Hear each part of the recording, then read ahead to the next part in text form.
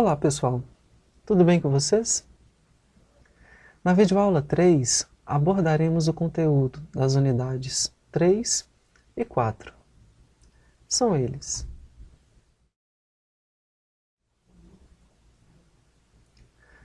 para iniciarmos, vamos relembrar como se dá o processo tradutório e interpretativo. Mas antes disso, é importante esclarecer a diferença entre tradução e interpretação. Desde o início dos estudos, estou me referindo aos termos tradução e interpretação, ou mesmo a sigla TIUSP. Mas eles são sinônimos? Vou explicar. Vamos tratar desse tema para as línguas orais e de sinais separadamente. Mais uma vez, concordando com as autoras do livro O Intérprete de Libras, tanto nas línguas orais quanto nas sinalizadas, o profissional tradutor trabalha com o texto escrito e o intérprete com o discurso oral. Porém, no caso das línguas orais, o texto escrito em uma língua ganha uma versão também escrita em outra. E o discurso oral, a mesma coisa. No contexto das línguas de sinais, um texto escrito é vertido para o sinalizado, assim como o oral também ganha sua versão sinalizada. Convém mencionar que no caso das línguas de sinais, o registro da tradução tem sido feito pelo meio tecnológico. Não que as línguas de sinais não tenham escrita, elas têm, é chamada signwriting, que inclusive vocês estudarão neste módulo na disciplina E. Porém, essa escrita de sinais ainda não está tão difundida quanto a escrita do português, por exemplo. No entanto, a Marianne Stampf, doutora surda e pesquisadora do signwriting, juntamente com Ronice Miller, também doutora, pesquisadora das línguas de sinais, escreveram um artigo denominado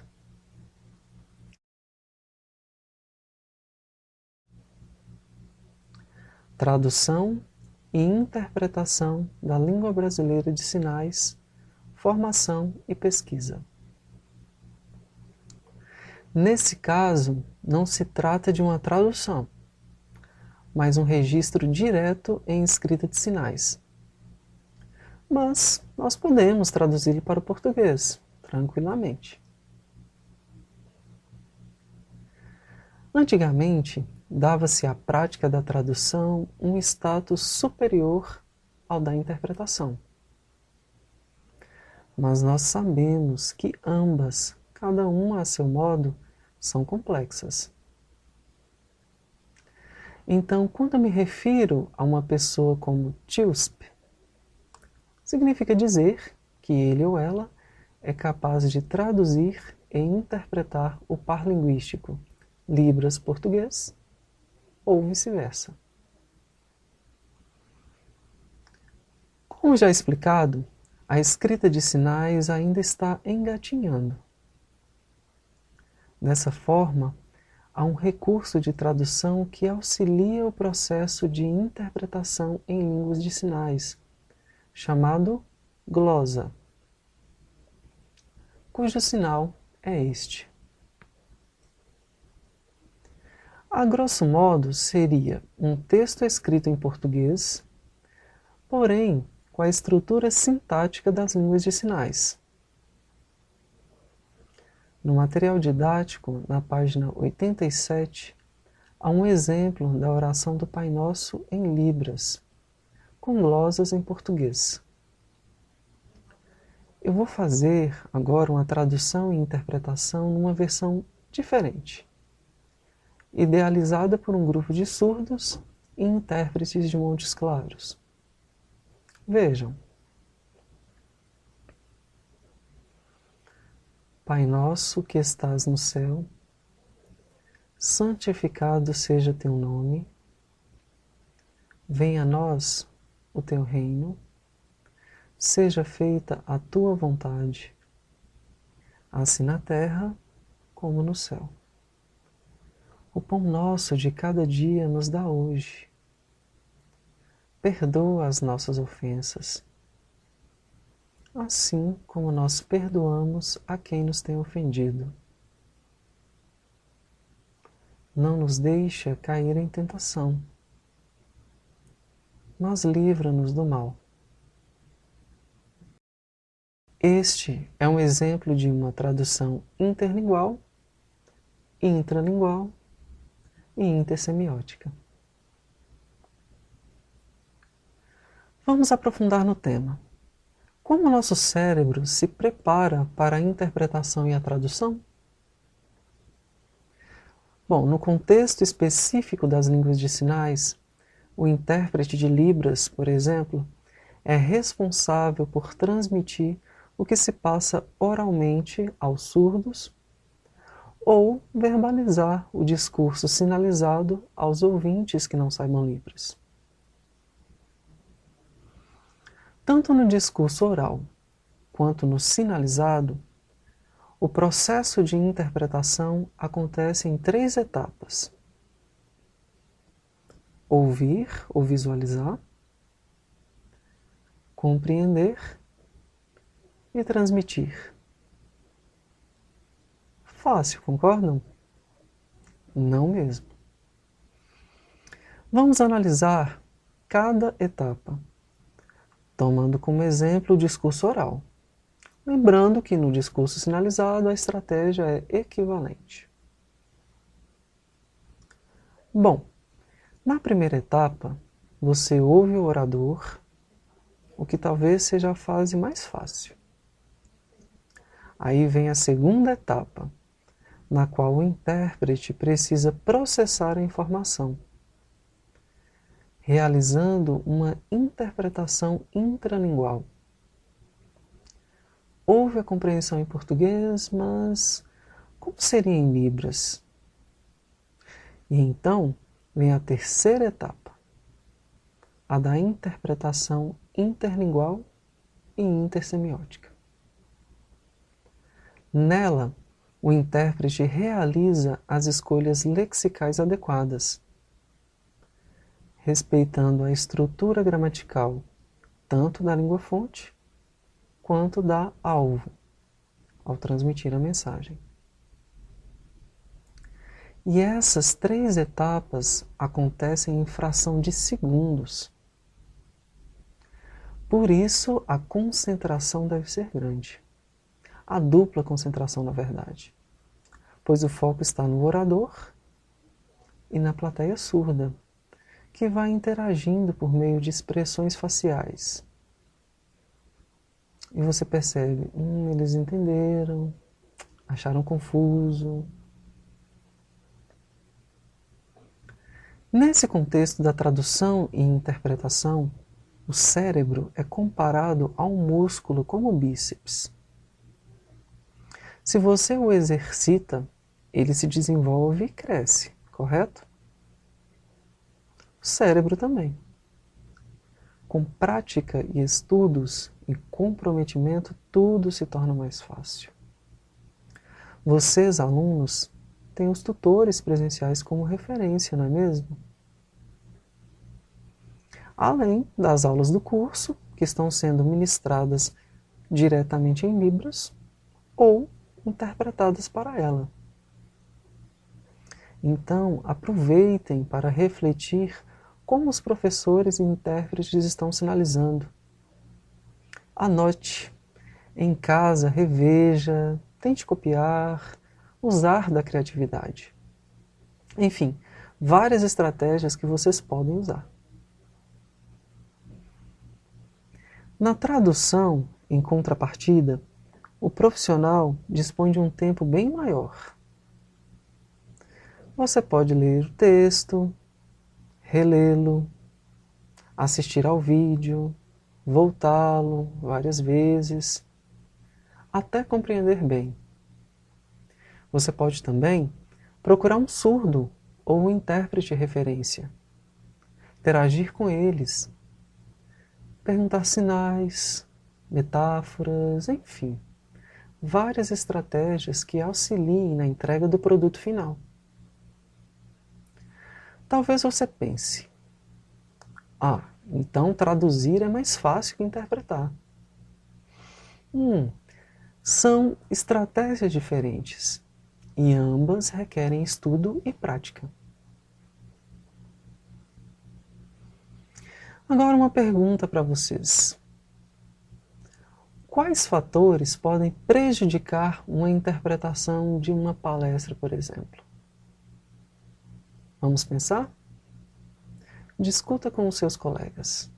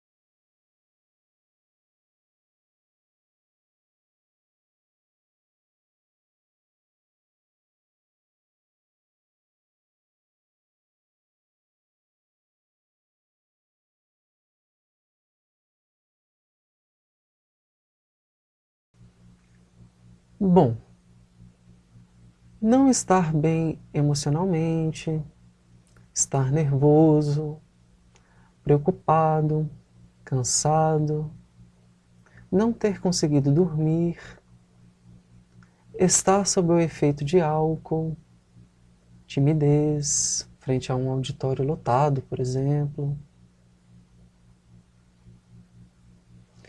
Todos esses fatores podem atrapalhar a tradução e interpretação.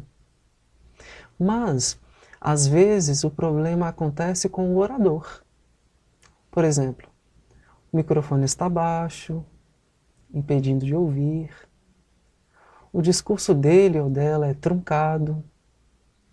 Utiliza termos conhecidos em inglês, por exemplo, mas pronunciados mal. Enfim, entre outros. isso também atrapalha o processo tradutório interpretativo. E então, nossas ideias coincidiram ou não?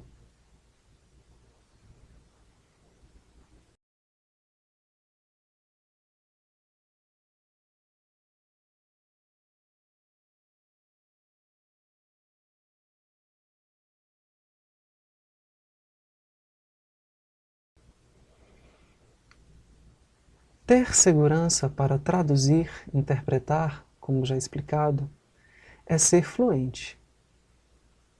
E isso não significa apenas dominar todas as palavras ou sinais. Não.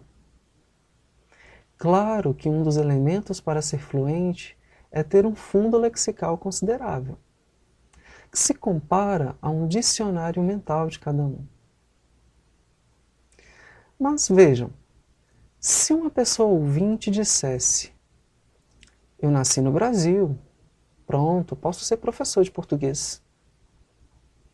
Ou um surdo dissesse: sou surdo, portanto a vaga de professor de Libras é minha.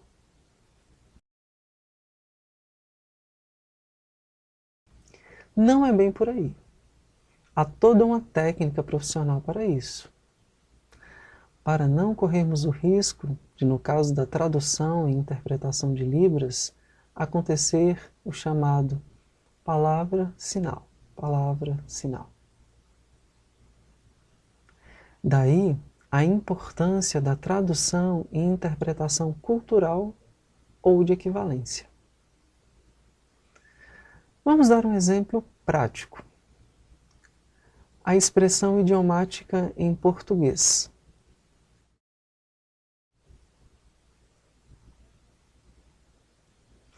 Você ouvinte a conhece. Você ouve alguém dizer as palavras: pau, nasce, torto. Você conhece as palavras. Mas quando você ouve a expressão toda, o sentido é esse? Uma árvore que nasce torta e continua torta? Bom, essa seria uma tradução literal, conhecida como português sinalizado. Temido pelos tradutores e intérpretes porque desconsidera a cultura surda. Mas é importante explicar que no início, quando estamos aprendendo uma língua, é comum ficarmos no meio entre a língua-fonte e a língua-alvo, como se fosse um meio termo. A isso damos o nome de interlíngua.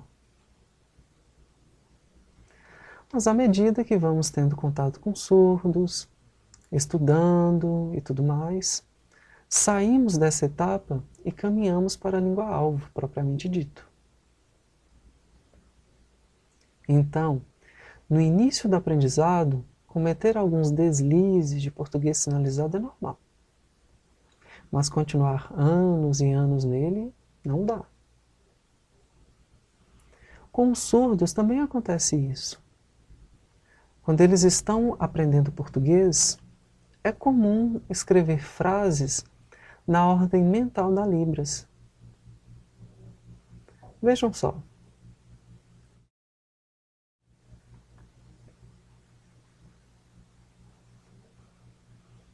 Meio que uma glosa, não é mesmo? Mas então, voltando à nossa expressão idiomática, como traduzi-la e interpretá-la de modo que não seja um português sinalizado? Vamos relembrar os critérios de uma boa tradução e interpretação? Conhecer o léxico, sintaxe, cultura da língua-fonte, da alvo, isso e aquilo. Vocês já sabem. A título de exemplificação, em português sinalizado seria assim: semente, árvore crescer torta, continuar torta, empurrar, consertar não adianta. Mas e em Libras, a tradução cultural? Bom, o primeiro passo é entender na língua fonte o que essa expressão significa. Vejam.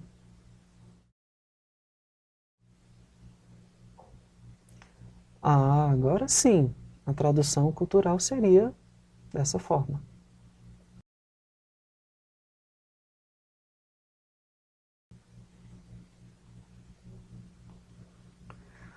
Vamos a um outro exemplo.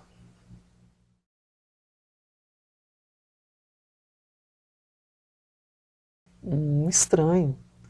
Parece que escolhi sinais aleatoriamente. O surdo vai entender? Certamente não. E a visualidade também faltou. Uma outra tentativa.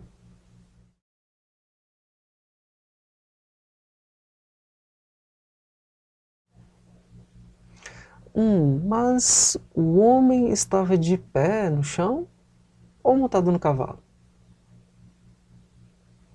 Vamos lá, força. Tenta de novo.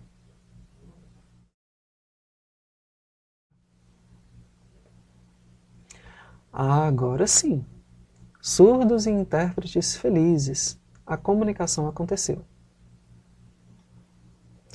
Perceberam como o contexto comunicativo salva a nossa vida? Um outro exemplo.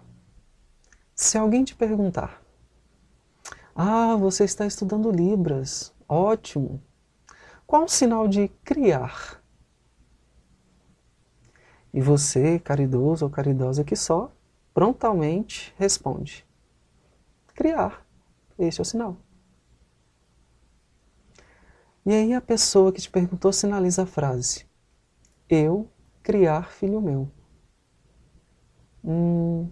Não combinou. O certo seria: eu criar filho meu. Viram? E ainda temos um outro sinal para criar, que é este. E você pensa: nossa, Libras é difícil. Sei. No português também ocorre isso. Temos as palavras velho e idoso. Elas são sinônimas. Mas eu posso dizer: o sapato é idoso? Não. Está fora de contexto. A isso chamamos polissemia. O sinal é este. Mas acalme-se. Ao final desta videoaula vocês terão a oportunidade de praticar isso.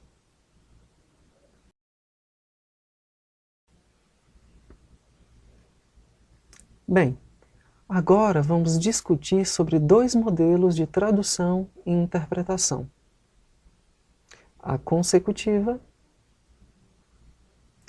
e a simultânea.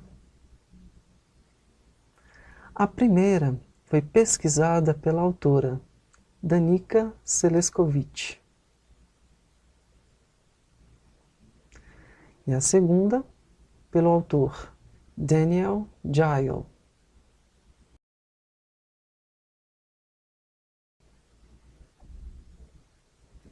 No primeiro caso, o palestrante fala ou sinaliza, enquanto isso o tradutor e intérprete está tomando notas, refletindo. Quando o palestrante dá uma pausa, acontece a verbalização ou a sinalização. Isso acontece raramente em línguas de sinais. O segundo caso é a simultânea, comum tanto nas línguas orais quanto nas de sinais. Nesta, o palestrante, surdo ou ouvinte, está discursando e, ao mesmo tempo, a tradução e interpretação está acontecendo, oralmente ou em sinais.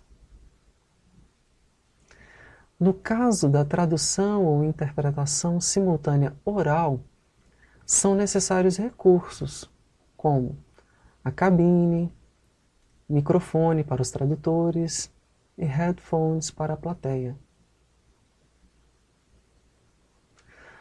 No caso das línguas de sinais, se o palestrante é ouvinte, o intérprete só precisa do corpo e da mente. Ele está de pé sinalizando. Se o palestrante for surdo, às vezes o verbalizador usa um microfone. Ficou claro? Alguma dúvida? Podem perguntar. Não, agora não, porque a videoaula não acontece simultaneamente. Vocês já sabem, dúvidas podem ser dirigidas à nossa sala virtual. Temos também o fórum de discussão. Aproveitem para interagir.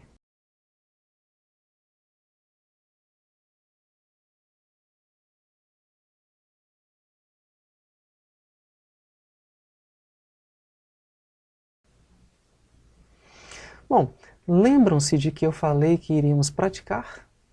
Pois é chegada a hora. Vamos organizar a nossa oficina de tradução e interpretação 1. Como?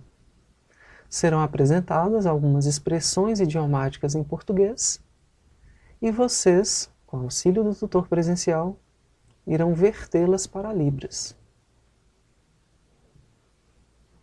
Vejam.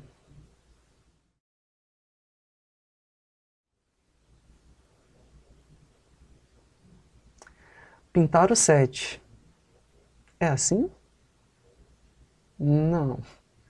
Lembram-se dos tópicos estudados nesta videoaula, ok?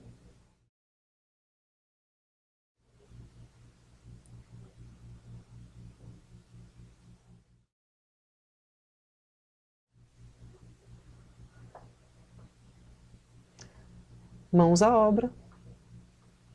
Um abraço.